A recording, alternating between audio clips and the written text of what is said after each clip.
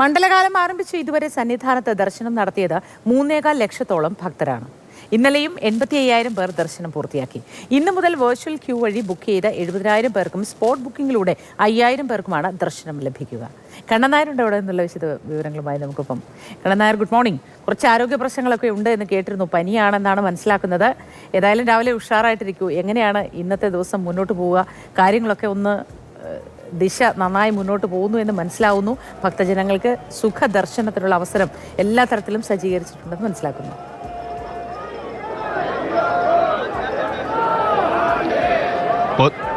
Moti, good morning.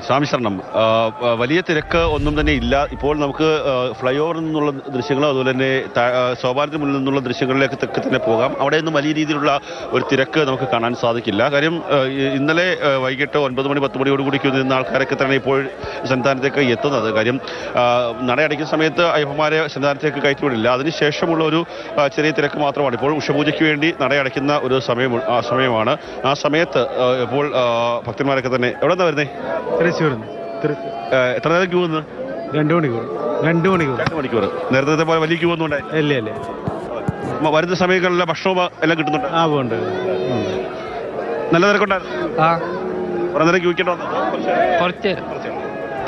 അതാണ് ഞാൻ നേരത്തെ സൂചിപ്പിച്ച പോലെ വലിയ തിരക്ക് ഇല്ല. ചെറിയ രീതിയിൽ ക്യൂ നിൽക്കേണ്ട ഒരു സാഹചര്യം ഉണ്ടായിട്ടുണ്ട്. 2 മണിക്കൂറൊക്കെ സ്വാഭാവിക ക്യൂ ആണ്. കാര്യം 2 മണിക്കൂർ ക്യൂ നിന്ന് സന്നിധാനത്തേക്ക് എത്തുക എന്ന് പറഞ്ഞാൽ വേഗത്തിൽ എത്തി എന്നുള്ളതാണ് ഏറ്റവും അടുത്ത് പറയേണ്ട കാര്യം. നമ്മൾ നടന്ന് ഒരു ക്യൂ ഇല്ല, തിരക്കില്ലാതെ നമ്മളൊക്കെ മുകളിലേക്ക് നടന്നു വരുന്ന സമയത്ത് ഏതാണ്ട് ഒരു 1.25 മണിക്കൂർ, ഒരു മണിക്കൂറിലധികം പരമാവധി എടുക്കാറുണ്ട്. ഇത്രയും തിരക്കുള്ള സമയത്ത് 2 മണിക്കൂർ കൊണ്ട് സന്നിധാനത്തേക്ക് എത്തിയെന്ന് പറയുമ്പോൾ അത് ഏറ്റവും പ്രധാനപ്പെട്ട കാര്യമാണ്. ഒരു ക്യൂ ഇല്ലാതെ ഒരു തിരക്കില്ലാതെ വന്നു എന്നാണ് അവരുടെ വാക്കുകളിൽ നിന്ന്, അയ്യപ്പന്മാരാണ് അവരുടെ വാക്കുകളിൽ നിന്ന് നമുക്ക് മനസ്സിലാക്കുവാൻ സാധിക്കുന്നത്. ഇന്ന് ഏതാണ്ട് 75,000 പേർക്ക് മാത്രമാണ് ദർശനത്തിന് സാധ്യമാവുക. കാര്യം ഇന്നലെ ഹൈക്കോടതിയുടെ ഇടപെടലുണ്ടായത് അറിയാമല്ലോ.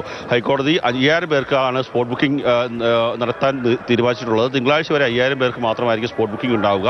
അതായത് വെർച്വൽ ക്യൂ വഴി ബുക്ക് ചെയ്ത 70,000 പേർക്കും ഇന്ന് വരുന്ന 5,000 പേർക്ക് സ്പോട്ട് ബുക്കിംഗ് വഴി വരുന്ന 5,000 പേർക്കും അങ്ങനെയുള്ള ആൾക്കാർക്ക് മാത്രമായിരിക്കും ദർശനത്തിന് സാധ്യമാവുക. ഇന്നലെ തന്നെ 85,000-ലധികം ആൾക്കാർ സന്നിധാനത്തേക്ക് ദർശനം നടത്തി. 75,000 എന്ന് പറയുന്ന കണക്ക് വരുമ്പോൾ സാധാരണ വെർച്വൽ ക്യൂ വഴി ബുക്ക് ചെയ്യുന്ന ആൾക്കാർ എല്ലാവരും തന്നെ വരണമെന്നില്ല.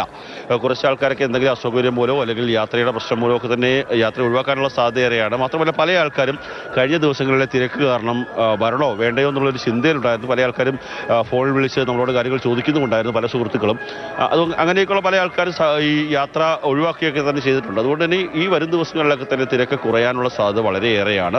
തിങ്കളാഴ്ച ആകുമ്പോഴേക്കും ഹൈക്കോടതിയുടെ ഒരു ഉത്തരവുണ്ടാവുകയായിരിക്കാം. ചിലപ്പോൾ കൂടുതൽ ആൾക്കാരെ 20,000 വരെ ആൾക്കാരെ കയറ്റാം എന്നുള്ള ഒരു തീരുമാനത്തിലേക്ക് വരുമെന്നുള്ള പ്രതീക്ഷയാണ് ദേവസ്വം ബോർഡ് ഉള്ളത്. എന്തായാലും ഈ തിരക്ക് പൂർവാധികം വളരെയധികം കുറഞ്ഞിരിക്കുന്നു എന്നുള്ളതാണ് നമുക്ക് എടുത്തു പറയേണ്ട കാര്യം. വലിയ സമയത്ത് ഭക്ഷണം ലഭ്യമാക്കുക, വരി നിൽക്കുന്നവർക്ക് വെള്ളം കൊടുക്കുക തുടങ്ങിയ കാര്യങ്ങളൊക്കെ കൃത്യമായി തന്നെ മുന്നോട്ട് പോകുന്നുണ്ടോ? മോത്തി, അതൊരു പ്രശ്നമായി തന്നെ തുടരുകയാണ്. കാര്യം അതിൽ ഏറ്റവും എടുത്തു പറയേണ്ട കാര്യം ജീവനക്കാർക്ക് ഭക്ഷണം നൽകുക. അന്നദാന പ്രഭു എന്നാണ് അയ്യപ്പനെ പറയുന്നത്. അന്നദാന പ്രഭുവിന് മുന്നിൽ ഭക്ഷണം കിട്ടാതെ ജോലി ചെയ്യേണ്ട ഒരു അവസ്ഥയിലാണ് ഇവിടുത്തെ ദേവസ്വം ബോർഡ് ജീവനക്കാരായാലും ഇവിടെ എത്തുന്ന താൽക്കാലിക ജീവനക്കാരായാലും മറ്റു ഉദ്യോഗസ്ഥരൊക്കെ തന്നെ. കാര്യം 16-ാം തീയതി നട തുറക്കുന്ന ദിവസമാണ് ദേവസ്വം ബസ്സിൻ്റെ കരാർ നൽകിയത്. അത് ഏറ്റവും വലിയ പിഴവാണ്. ദേവസ്വം ബോർഡിനുണ്ടായ മുൻ ദേവസ്വം ബോർഡിനുണ്ടായ ഏറ്റവും വലിയ പിഴവാണ് എന്ന് നമുക്ക് പൂർണ്ണമായും പറയാൻ സാധിക്കും. ആ 16-ാം തീയതി തുടങ്ങിയ മെസ്സിൽ എങ്ങനെ 17-18 ദിവസങ്ങൾ തുടർച്ചയായി കൃത്യമായ ഫുഡ് വിതരണം ചെയ്യാൻ സാധിക്കുമെന്നുള്ളത് നമുക്കൊക്കെ അറിയാവുന്ന കാര്യമാണ്. 21-ാം തീയതിയോടുകൂടി പൂർണ്ണമായും നല്ല രീതിയിൽ മെസ്സ് പ്രവർത്തനം ആരംഭിക്കുമെന്നൊക്കെ തന്നെയാണ് ദേവസ്വം ബോർഡ് പ്രസിഡന്റ് പറഞ്ഞിരിക്കുന്നത്. മാത്രമല്ല പല സ്ഥലങ്ങളിലും ആൾക്കാർക്ക് വെള്ളം കൊടുക്കാൻ സാധിക്കാത്ത ഒരു സാഹചര്യമുണ്ട്. മുൻകാലങ്ങളിൽ അയ്യപ്പ സേവാ സംഘം, അയ്യപ്പ സേവാ സമാജം, ശ്രീഭൂതനാഥ ട്രസ്റ്റ്, അതുപോലെ തന്നെ ഈ പുണ്യം പൂങ്കാവനത്തിന്റെ ഭാഗമായിട്ടുള്ള അയ്യപ്പന്മാർ അവരൊക്കെ തന്നെ സേവനം ചെയ്യുന്നതായിരുന്നു. പക്ഷേ കോടതിയുടെ ഉത്തരവിന്റെ അടിസ്ഥാനത്തിൽ ഇവിടെ ഒരു തരത്തിലുള്ള സ്വകാര്യ സംഘടനകളും വേണ്ട എന്നുള്ള കോടതിയുടെ ഉത്തരവിന്റെ അടിസ്ഥാനത്തിൽ അവരെയൊക്കെ മാറ്റുകയും ചെയ്തു. ഈ അയ്യപ്പ സേവാ സംഘത്തിന്റെയും സമാജത്തിന്റെയൊക്കെ ഭക്തന്മാരായിരുന്നു.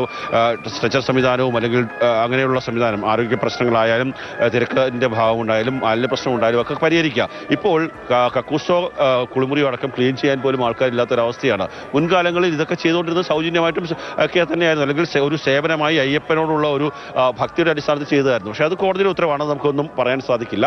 പക്ഷേ അങ്ങനെയുള്ള ആൾക്കാരെ കണ്ടെത്താൻ കഴിഞ്ഞ ദിവസം ദേവസ്വം ബോർഡിന് സാധിച്ചില്ല. അതുകൊണ്ട് തന്നെയാണ് ഇപ്പോൾ ഇത്രത്തോളം ഭക്തന്മാർ വരുന്ന സമയത്ത് മാലിന്യം നീക്കാൻ സാധിക്കാതെ, പ്രത്യേകിച്ച് മനുഷ്യ വിസർജ്യങ്ങൾ നീക്കാൻ സാധിക്കാത്ത ഒരു അവസ്ഥയുണ്ടായത്. അതുകൊണ്ട് തന്നെയാണ് ഇന്നലെ ഹൈക്കോടതി പറഞ്ഞത് 1000 ബയോ ടോയ്ലറ്റുകൾ വീണ്ടും സജ്ജമാക്കാൻ ഹൈക്കോടതി പറയാനുണ്ടായ കാര്യം അതുതന്നെയാണ്. ഇപ്പോൾ ജീവനക്കാരുടെ കുറവുണ്ട്. അടിയന്തരമായി അത് പരിഹരിക്കാൻ വേണ്ടിയുള്ള ശ്രമമാണ് നിലവിലെ ദേവസ്വം ബോർഡ് നടത്തുന്നത്.